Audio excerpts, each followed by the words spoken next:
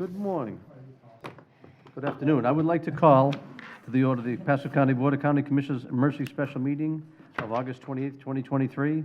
At this time, please silence all electronic devices. Please rise for the invocation and pledge. Madam Clerk. O merciful Creator, your hand is open wide to satisfy the needs of every living creature. Make us thankful for your loving providence and grant that we, remembering the account that we must one day give, may be faithful stewards of your good gifts. Amen. Amen. Pledge allegiance to the flag of the United States of America and to the republic for which it stands, one nation, under God, indivisible, with liberty and justice for all.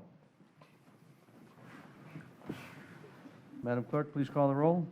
District 1, Commissioner Oakley. Here. District 2, Commissioner Waitman. Here. District 3, Commissioner Starkey. Here. District 4, Commissioner Bradford. Here. District 5, Chairman Mariano. Here. This afternoon, we have convened to discuss the board's consideration of declaring a local state of emergency.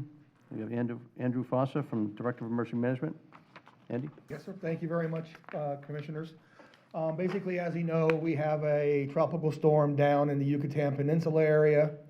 It's predicted to hit north of us up towards the Gilchrist County area, but as of right now, it's kind of just meandering down there in the Yucatan, gaining strength.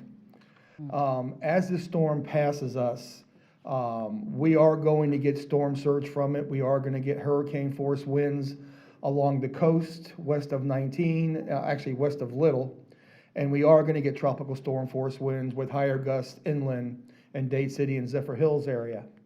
As you see right now, it's forecasted as it comes up the Gulf of Mexico to be a Category 2 hurricane. As it gets into that Tampa Bay area, it's going to intensify to a major hurricane with winds about 115 miles an hour.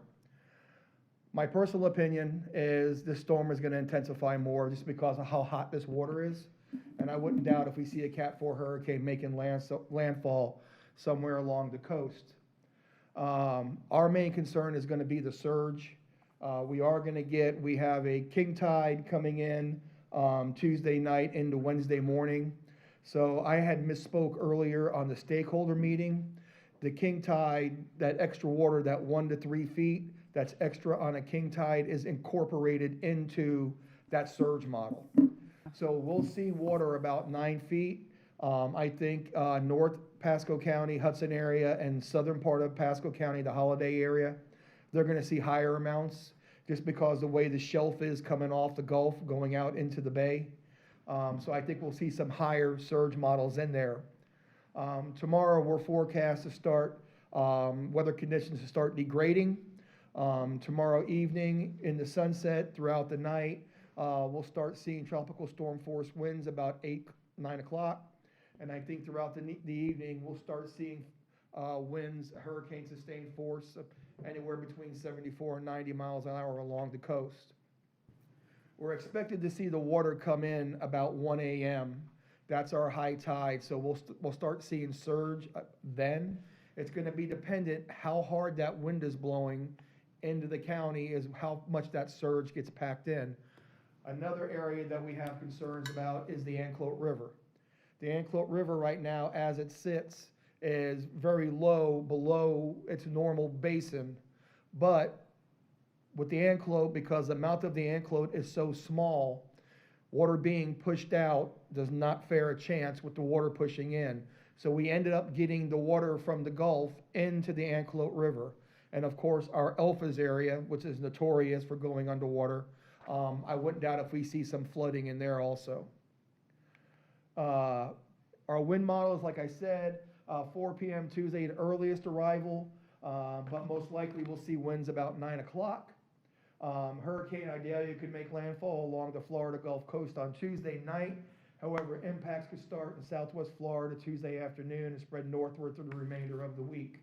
Potential impacts to Pasco County is 10 or more inches of rain possible through Wednesday. And we also know Pasco County being a bowl, we collect water instead of shedding water. And we're going to see our flooding in our usual areas, Port Richey, Embassy Hills area, Holiday area. So we're going to see roads and houses impact just from localized flooding. Potential rainfall as we sit right now, as you see, anywhere between 6 and 10 inches. They got Pasco between 6 and 8. I think we'll see more with the rain bands coming in. We're gonna see this Tuesday night, most likely all through Wednesday, and then start clearing out on Thursday. Storm surge, we're at that 6 to 9 feet level. Like I said, I think North Hudson area, Holiday area, we're gonna see a little bit higher of a surge come in. There's a lot of flat land there. There's nothing really to prevent it from coming in. We ran a model. This is the potential storm surge for us right now that the NWS has predicted for us through HERVAC, running through the models. And you can see we're impacted pretty well all the way up to US 19. What we did a worst case scenario, and one of the things that we're frightened about, as we saw with Ian, when Ian was projected to hit above us, and then that storm slowly tracked down and all of a sudden made that right-hand turn into Lee County. That's a good possibility. We ran historic models back, with the exception of Michael, and on any storm that appears to come up in through the Gulf of Mexico, for some reason it wants to start pulling right sooner than what they have the actual prediction. So our worst case scenario is this storm coming in north of Pasco County in the Citrus Hernando County area. And you can see the impacts, how much our surge goes up from 9 feet to 12 feet in some areas, 13 feet, 14 feet. So those are one of the things that we're looking out for. Other than that, the LSC is gonna buy us, not buy us, I should say. It's gonna alter our procedural policies, as you all know. It gives the county more leeway for procurement. It greatly aids in the reimbursement process. So we're currently posturing right now. Right now, we're at a level 2, which is just my EM staff and some key PIO staff for messaging. Tomorrow, we're going to a full level 1 activation. We're gonna go 24 hours. So we'll have an alpha shift, 7A to 7P, and a Bravo shift, 7P to 7A. We are opening shelters. We are opening 6 shelters. One of them being the Fasano shelter, which will be a dual purpose. We're opening 5A, River Ridge, Sun Lake, Centennial, and they're all general population shelters. And we're also opening Wiregrass, which will be a dual purpose shelter as well, and as well as a sexual offender shelter.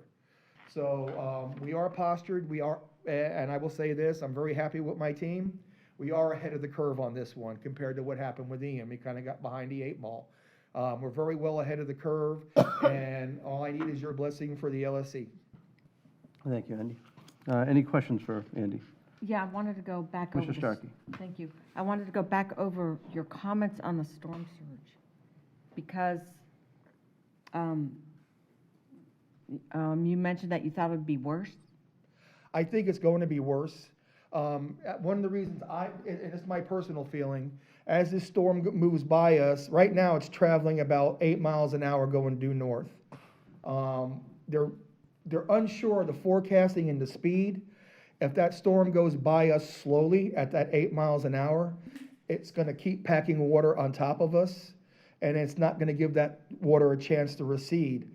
Another issue that we're having with it, and correct me if I'm wrong, second high tide is at? It's noon. Noon. So if that storm is still meandering past us, we got a very good chance for a second surge to come through. And it will be higher because high tides during the day are elevated more than a high tide at evening.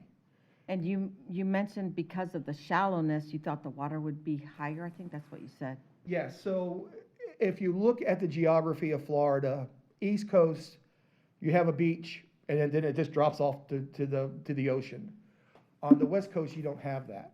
On the West Coast, you have the shelf that leaves the county off the coast, and it goes for miles.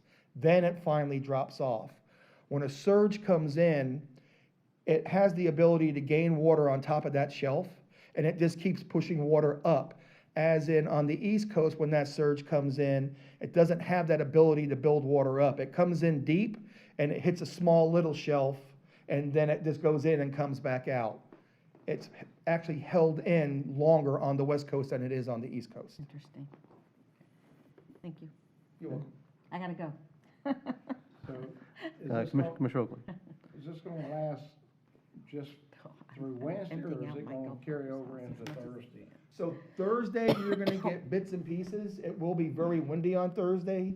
And it will be patchy rain with the remnants of the storm passing through.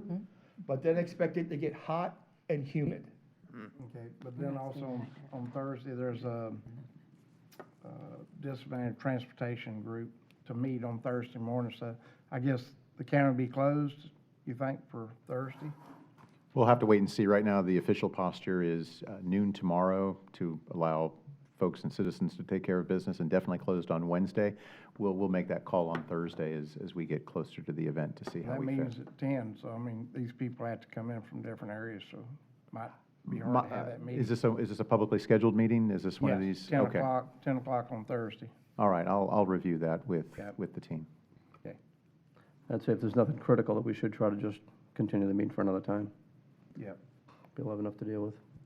Well, I'll tell you what, this storm is a lot different from some of the other ones we've seen that come through the mountains of Cuba, et cetera, that have knocked these things down, and then slowly as they get up, the winds push it to the side, like Charlie and Ian. I don't see anything slowing this thing down either, so like, I have the same fear, concern that you have. After being down and watching what they did at Fort Myers Beach at Ian, that storm surge coming in, anything under the base flood elevation, if you want to go 13 feet, that's where we're at. Anything on the bottom floor of any home is going to be gone. Yes, sir. Anybody along Western 19 should get out. And all their cars, as you said. In other on the cars, phone. yes, and I was going to say, I know we haven't done it yet, and I actually reached out to one mall, but I think if we can reach out to these mall owners, et cetera, up and down the coast, if they'd accept some cars, because right now, I think if you leave a car overnight in a mall, it could get towed. And obviously, we don't worry about them shutting down their business either, if too many cars get parked and no one else can get in there, so it's a delicate thing, but somehow, come Wednesday afternoon, if there's a place where people can go, we need to try to work with them one way or the other. If there's things that come up, Andy, as you go through the process that comes, Yes, sir. so be it. Because, years ago, people didn't leave to go to the hurricane shelter because they were afraid of their pets.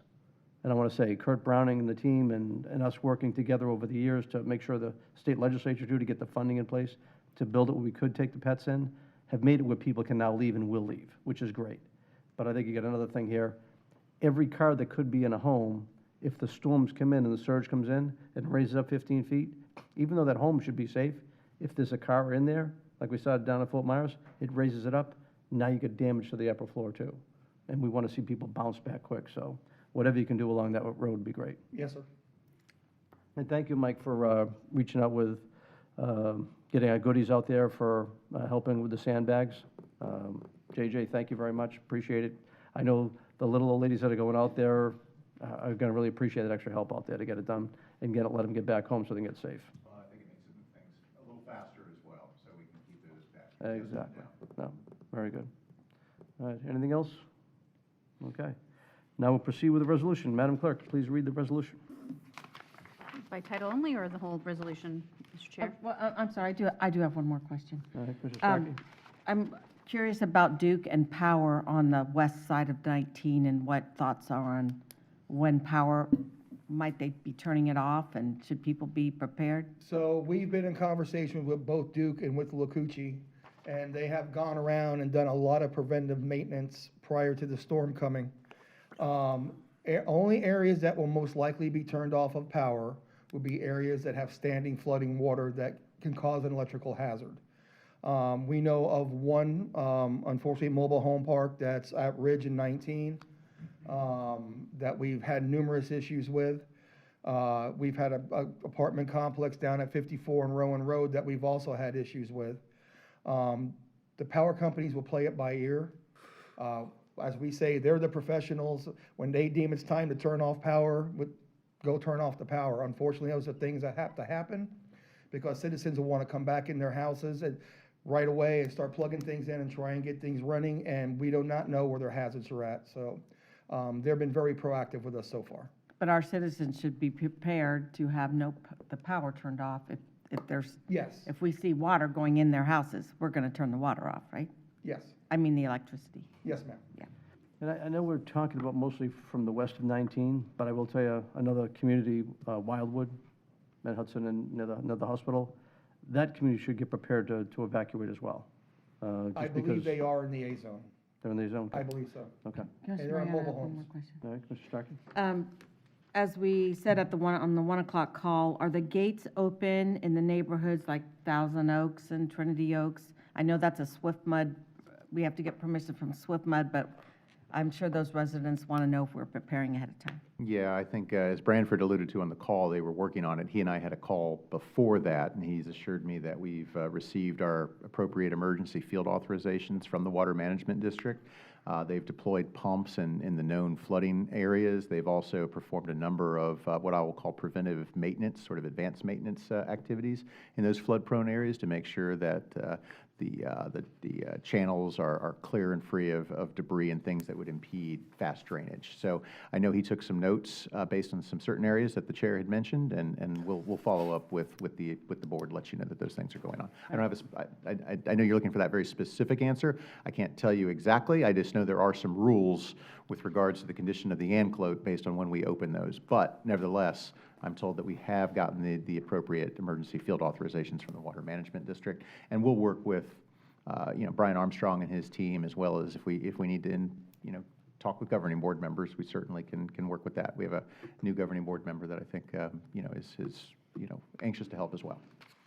And Commissioner Starkey, that's a great point, because there's one of those BMPs early on, might be 1, 2, or 3, I'm not sure, but the way it's 5, all right? Yeah. Well, there's one of them in there There's that one actually. with the teeth, the Yeah. notch, Yeah, the notch is good. But there's another one, I think even before that one there, that if, the way Swift Mud's got it set, they're gonna wait till like the worst-case scenario. Yeah. I think we just gotta assume there's a worst-case scenario, open them all up. Agree. Get all that water out, Ask so. for forgiveness. I have one more question. I have one more question about the water treatment facility near my neighborhood, that we share with Newport Richey, that's, on the coast. What happens when that goes under 9 feet of water? So that I do not have an answer for. As a I'm sure- professional in this area who's seen it, they stop working. What does that mean? And so essentially, that means, yes, there, you have the potential for, sewage issues. I will tell you that they can be recovered. Let's hope it doesn't go to that. I don't know what the specific contingency plans are for that plant. We will find out, but typically, once the waters recede, you have to go back in and restart. But the collection system and the utility teams are very used to managing how to move sewage along, to include pumping and a number, getting pump stations to make sure that everything is flowing out of homes. It may end up that you end up being without water. That's usually the quickest way to terminate getting unwanted sewage, is to turn off the water. So again, those are second-order recovery effects that may happen, and of course, we stand ready to assist Newport Richey with their system and vice versa. But those contingencies are in place. Those are details that the operational teams are prepared for should they arise.